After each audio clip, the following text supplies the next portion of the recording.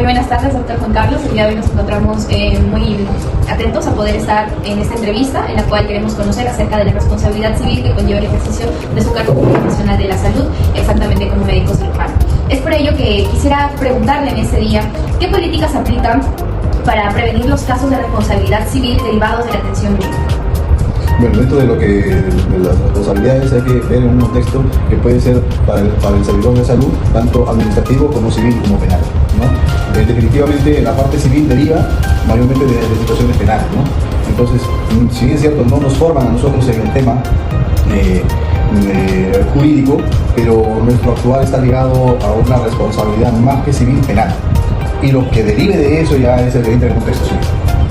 Desde su experiencia como médico cirujano, ¿cuáles son los principales desafíos que enfrenta quizás, puede ser el sector público o privado, para proteger los derechos de los pacientes y del personal de salud?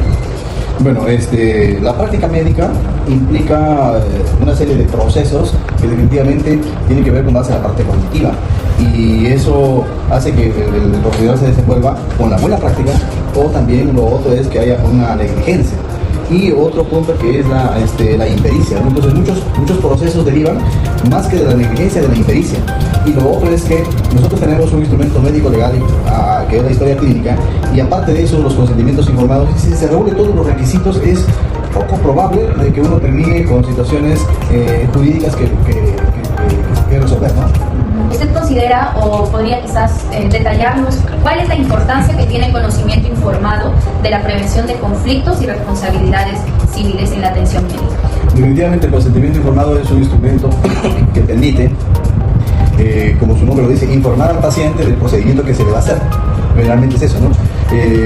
No solamente de una cirugía, sino de procedimientos que también necesitan, hasta para sacar una prueba, en algunos tipos de situaciones se requiere consentimiento informado. Entonces, eso libera al profesional de ciertas situaciones legales en las que pudiera finalmente incurrir si es que no se lleva a cabo el consentimiento informado. Porque puede pasar el tema de que un paciente, producto de proceso, salga mal, ¿no? Y todo se hizo bien, se operó bien, se actuó bien, pero parte del proceso propio de la naturaleza de ese proceso puede que no termine bien. Si el médico no tiene consentimiento informado para operarlo, por lo mejor que lo haya operado y todo esto, puede tener problemas. ¿Considera importante que exista un registro de sanciones para los profesionales de la salud que cometen negligencias o impericias, o en su caso faltas graves, y por qué? Yo creo que sí es necesario, porque definitivamente si tú quieres elegir un ingeniero que construya tu casa, tu edificio, busque dentro de cuál es su récord, ¿no? Es lo mejor. Ahora se estira eso, ¿no? En diferentes partes del mundo, ¿no? Busca uno, se informa. Pues igual acá también yo creo que es importante, ¿no? Porque yo creo que nadie se operaría con un médico que, si bien es cierto, en el antaño fue bueno, pero en los últimos 10 años tiene récord elevado de una casuística negativa, ¿no? Nadie se operaría, ¿no? Entonces, ahí serviría de mucho, ¿no? Eso ayudaría para que uno pueda seleccionar con quién se atiende. Muy buenas tardes, el día de hoy nos encontramos muy amenos en esta entrevista con el doctor Juan Jiménez. Con el doctor Juan Jiménez. En esta oportunidad vamos a poder conocer un poco más desde el ámbito de su experiencia. Es por ello, doctor, que dentro de la rama de su experiencia quisiéramos preguntarle ¿qué valor probatorio tiene un certificado médico legal en un proceso penal o civil según la experiencia en el ejercicio de sus funciones? Ya, si estamos hablando en el caso de procesos por presunta responsabilidad profesional, no es un certificado médico legal en realidad, es un pronunciamiento en el cual se tiene que hacer con una junta médica para llegar a determinar si existe o no nexo de causalidad con algún acto médico y el daño o muerte que se haya causado. Dentro de esta responsabilidad, ¿usted considera que qué criterios se pueden utilizar para asegurar que ese daño del paciente fue provocado por la acción del médico en el caso de haber una responsabilidad civil? En el caso de la responsabilidad siempre se habla básicamente de dos cosas. Uno, primero el estudio de la historia clínica, eso es innegable incluso, pero en relación a lo que es básicamente el actuar del profesional tenemos que ver dos cosas. Primero, si se produjo o no daño o muerte, en el peor de los casos. Y lo otro, si es que hay nexo de causalidad entre el daño ocasionado o la muerte originada y los procedimientos relacionados. Hay que recordar que en el sector salud, básicamente en la parte de los médicos, que es a los quirúrgicos, que es en lo que más los demandan, a ellos lo que se les pide son los medios, no resultados. ¿Qué quiere decir eso? El profesional de la salud puede hacer todo de acuerdo a las normas vigentes, todo lo humanamente posible y protocolizado. Y si lo realizado así fallezca, el paciente, no existe responsabilidad. porque cumplió con todo. El problema viene aquí, cuando no se cumplen las normas civilmente establecidas, guías de manejo, protocolos de manejo, normativas técnicas vigentes en salud, por ejemplo. ¿Qué importancia tiene el consentimiento del paciente frente a una operación, por ejemplo, hablando en términos generales, que puedan excluir de responsabilidad al médico? El consentimiento informado primero está regulado. Está regulado por el Código de Ética y Deontología de los Médicos y de cada una de las profesiones. Está regulada por la Ley General de Salud. Está regulada por la norma técnica 139, que es de gestión de historia clínica. Todo eso protege el consentimiento y obliga a que el profesional médico lo realice. Es decir, pregunte, llene y firme. No es la enfermera. Ese es el primer error que se comete. Que básicamente en la cirugía mandan a la enfermera que firme el consentimiento informado. La enfermera no está dentro de sus competencias, no capacidad, dentro de sus competencias de realizar el consentimiento informado, porque el consentimiento lo realiza quien va a hacer la acción, quien va a operar en este caso.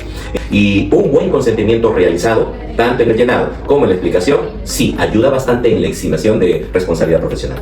Salud. ¿Considera usted necesario que, esto hablando, digamos, en un tema político de gestión de gobierno, necesario la creación de este registro que permita al paciente poder conocer qué médicos incurren en estos tipos de faltas y dentro de ellos multados, suspendidos o quizás destituidos, ¿no? Claro, si me estás hablando de un registro del Estado, entonces tendría que ser un registro posterior a todo el proceso penal que se le realiza a un médico o a una enfermera o a un obstetriz. Y eso debería de estar registrado, que sí existe en realidad. O sea, existe el registro de las personas sentenciadas. Eso está ahí. Que no lo buscan, esa es otra cosa. Pero paralelamente, en el colegio médico existe una investigación aparte. Cuando el colegio médico ingresa de oficio o cuando hay una denuncia al comité de ética. El comité de ética hace una investigación, origina una sanción y esa sanción lo ve el comité de contenciosos. Ahí es donde se ve lo que estás diciendo. Se le llama la amonestación verbal, una amonestación escrita, una multa o una suspensión de labores, o lo otro que es más fuerte para los médicos es la suspensión del título. Se les quita el título profesional que ya ha habido. Yo conozco hasta de 3 casos que se les retiró el título profesional y básicamente es cirugía estética o plástica. Buenas tardes, el día de hoy nos encontramos con la doctora Katia Campos. Ella es médico cirujano con amplia experiencia en el ámbito de la salud. En esta oportunidad queremos hacerle una entrevista respecto al ejercicio de sus funciones. El registro detallado y oportuno en la historia clínica es la principal herramienta de defensa legal ante una acusación de negligencia. Claro, es importantísimo porque hay una historia clínica, aparte que es un documento no médico, también sirve para la parte legal, donde ahí registramos sus signos, síntomas, diagnóstico y tratamiento. La obtención del consentimiento informado reduce los riesgos de conflictos legales entre profesionales y pacientes. Así es. ¿Cuál es el procedimiento que se realiza cuando el paciente es menor de edad y quizás muchas veces he escuchado que por razones religiosas quizás no se puede tomar la transfusión de sangre? ¿Qué es el procedimiento que realiza el médico en estos casos? Uno, cuando el paciente no es mayor de edad, tiene que ingresar siempre con la mamá, el papá o el tutor a cargo.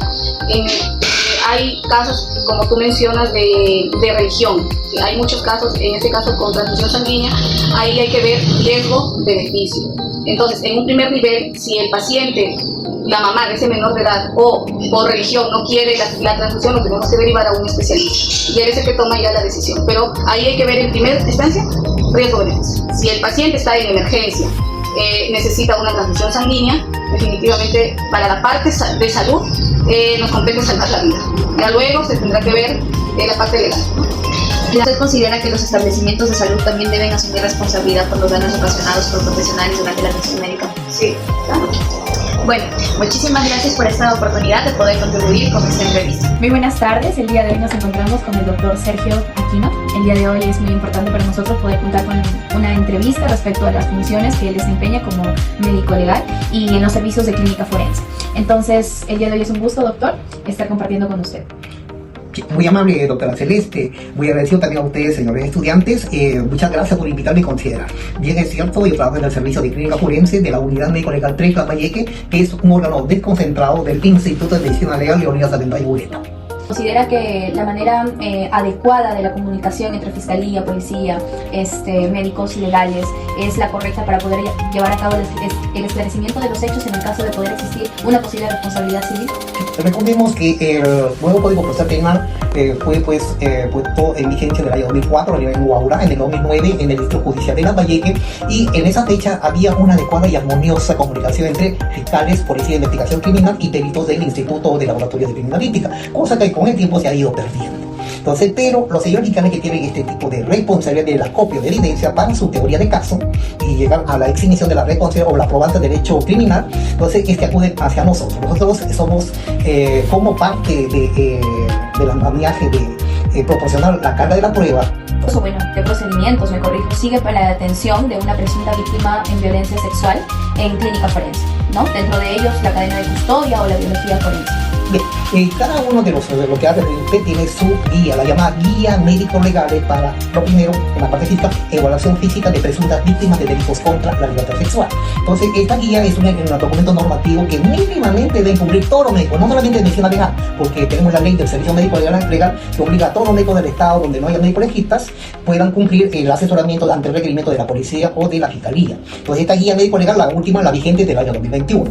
Para lo que es cadena de custodia, también tenemos una guía médica legal de cadena de custodia, donde señalan los procedimientos para mantener la integridad del elemento de evidencia extraída de la presunta víctima de delito contra la libertad sexual, que podría ser pues el hisopado vaginal, un pelo, puede ser el sarro unguial, puede ser la saliva, etcétera, etcétera. Generalmente son elementos biológicos y que se tienen que levantar y que tienen que tener una cadena de custodia que el médico legista en el momento que levanta ese elemento de evidencia, aparte de perenizar fotográficamente, que hay otra guía de perenización fotográfica, tiene que realizar la cadena de custodia. Y una vez de esto, trasladarla pues a la persona que ha de hacer. En este caso, biología forense. Considerando lo que usted menciona, lo expuesto, respecto a los exámenes que se realizan, como en este caso el hisopado vaginal, entre otros necesarios para el fin en concreto, ¿considera usted que existe el grado del error en el médico en poder admitir un informe médico legal o en su defecto, pues en los términos concretos que puedan inducir a una responsabilidad civil posterior, que la víctima, por ejemplo, pueda incurrir a interponer una demanda contra el médico por responsabilidad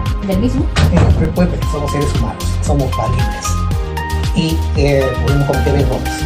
Estos errores, más de lo que yo conozco, más frecuentemente está justamente en el tipo de procedimiento que se ha realizado en forma inadecuada. Pero últimamente está más relacionada a la falta de instrumentación y de preservación de la evidencia. Si ustedes conocen que hay un caos en cuanto a el equipamiento de los laboratorios forenses de la medicina legal, donde no se tiene todo. Entonces podría haber un error, por ejemplo, para los dosajes típicos, no hay la cadena de frío, podría putrefactar esa muestra. La cadena de custodia de las evidencias de hisopado, de vaginal, no hay un adecuado archivo. Todo tipo de procedimiento, o sea, de algún tipo de evidencia tiene su margen de error. No somos pues certeros al 100%, que siempre hay pues una cuestión de un porcentaje. Inclusive el ADN, 99.999%. No va a llegar siempre. Y recuerden que la ciencia médica, las ciencias forenses son ciencias prácticas y como tal, posibles de cometerse algún tipo de error. ¿Considera usted importante, a manera del paciente, de crear seguridad, el registro de sanciones contra médicos, quizás conllevados también al Colegio Médico Nacional, ¿no?, que pueda ayudar?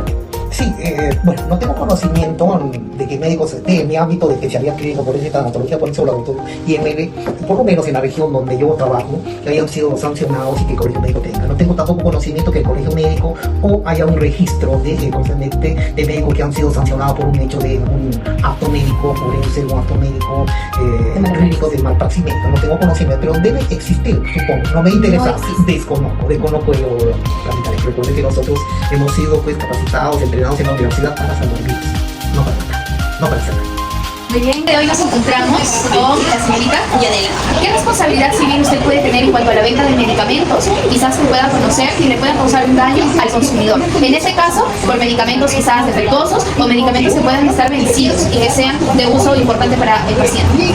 Sí, claro, mira, el primer paso donde cuando tú revisas el medicamento, cuando viene desde el laboratorio o droguería, primero lo que se hace es revisar su registro sanitario, ya que el medicamento no sea de una procedencia, por decirlo, una procedencia italiana o una procedencia inicial de procedencia bambeado, por decirlo, no hay personas que lo conocen así. Muy importante su aporte, su respuesta en base a ello. ¿Qué es la responsabilidad en este caso que considera usted la importancia dentro de la venta no autorizada, pero que sin embargo hay farmacias que optimizan con este uso? Claro, eso va por una responsabilidad tuya, ¿no? O sea, que tampoco, por ejemplo, tú, siempre y cuando este medicamento está vendido, siempre y cuando la persona traiga una receta médica, si no, uno lo puede tener sin receta médica, y mucho menos si una persona embarazada. Son, por ejemplo, también los ansiolíticos que afectan a los sistema nervioso, no se les puede dar así nada más, ¿no? También tiene que presentar su receta médica. Bueno, como como última pregunta, ¿considera usted importante que el Estado, como políticas de gobierno en este caso, se pueda implementar el registro que sancione a los especialistas, médicos o todo personal de salud que se encuentre en el ejercicio de sus funciones? Claro, sí, es muy importante eso sí es muy importante, ¿no? Porque como te digo, acá nos programamos la salud de una persona, ¿no? Uno enfrenta con varios casos y vas en juego con la vida de la persona, pues no tampoco es para que tú le des cualquier medicamento también, ¿no? Si le dan un medicamento justamente para el dolor, el malestar que él presenta o ella presenta, ¿no? Muy buenas tardes, el día de hoy nos encontramos con la esposa de un señor víctima de negligencia médica, producto de una operación acerca de un caso ocular. En este momento le quisiera preguntar qué fue lo que pasó en la operación que conllevó a la negligencia médica que hoy en día tiene afectación en la vida y en la salud de su esposo. Bueno, mi esposo se fue porque el doctor le había convencido de que con este trasplante de córnea él iba a mejorar la vista, la visión, ¿no? Convencido de ello es que se realice este trasplante. Yo en un primer momento le dije que no se hiciera el trasplante por lo que es altamente delicado. Entonces que tenga no, o sea, la paciencia, que ya poco a poco se vaya recuperando, quizás no, pero él por mejorar la visión, porque tenía su medida alta, entonces él quería mejorar la visión y le dijo que con un trasplante quedaría pues muy bien. Entonces es por ello que por el convencimiento del médico él se realiza esto el 7 de mayo del 2022 y luego prácticamente yo al mes me di cuenta que no era un ojo normal. Yo pensé ya que ya iba a ver, pero lo veía como una nube blanca. Entonces cuando nos asistíamos a los controles le pregunté al doctor y como él me contestó y siempre me contestaba, es parte de un proceso, tiene que tener paciencia, que poco a poco eso se va a ir regenerando, que es un trasplante, no es cualquier cosa sencilla. Entonces ahí hemos tenido paciencia y ya prácticamente se ha desbordado porque han pasado del 2022 a la fecha que estamos en 2026, son 4 años ya. 4 años. ¿Qué consecuencias emocionales o económicas ha traído este mal procedimiento médico? Señorita, consecuencias terribles, porque para empezar, o sea, todo este tiempo hemos tenido gasto económico, porque a veces estaba con dolores oculares, y para nosotros, por ejemplo, le tocaba control a 2 meses, le puso el doctor a 2, a 3 meses, y eso está en historia clínica. Entonces, cuando es una operación tan delicada, debió ser más cercano, mejor control, mejor seguimiento, y no hubiera sido así. Obviamente, claro, el doctor está ocupado, pero para eso tiene a la secretaria, para que esté, ¿no? Y le haga el seguimiento al paciente, pero como que ha habido un olvido, digo yo así, por parte de ellos. Respecto a qué acciones usted ha tomado respecto al caso para poder buscar justicia o en este caso las acciones legales correspondientes. Mire, yo en primer momento nunca me he metido con problemas con nadie, no tengo ninguna denuncia penal de mi contra ni para otra persona. Yo he querido hablar con el doctor, dijo, me fui a hablar previo a eso, pero como él no atinó a nada, viéndome con mi niña y siempre que me iba no está de viaje, está en un congreso. Cuando, por ejemplo, la última vez que me puse, le dije, señorita, me alteré un poco porque también, o sea, en la misma clínica, cuando estaba con pacientes, me dijeron que se había ido de viaje. Como yo dije, yo no me voy a casa, como para que no escuchen los demás, ahí me doy con la sorpresa que sí estaba el médico. Y me hicieron pasar por otro lado y terminé hablando. Y le dije antes pero él no atinó nada. Entonces le dije, sí, me he enterado que incluso le dije, no tiene licencia la clínica, ni usted el permiso para hacer trasplantes de córnea. Entonces se sorprendió mucho cuando yo le dije, porque eso lo tengo ya, yo he ido averiguando, en Teresa me dieron eso. Entonces él me dijo, no, yo tengo del extranjero, tengo mis que me felicitan, congresos. Sí, le dije, pero estamos en Perú. Yo a mi poco entender de medicina, bueno, y esto no se va a quedar así, le dije, yo voy a seguir luchando. Eso fue las últimas palabras que hablé con el médico. Ok, muchísimas gracias por habernos contado su experiencia.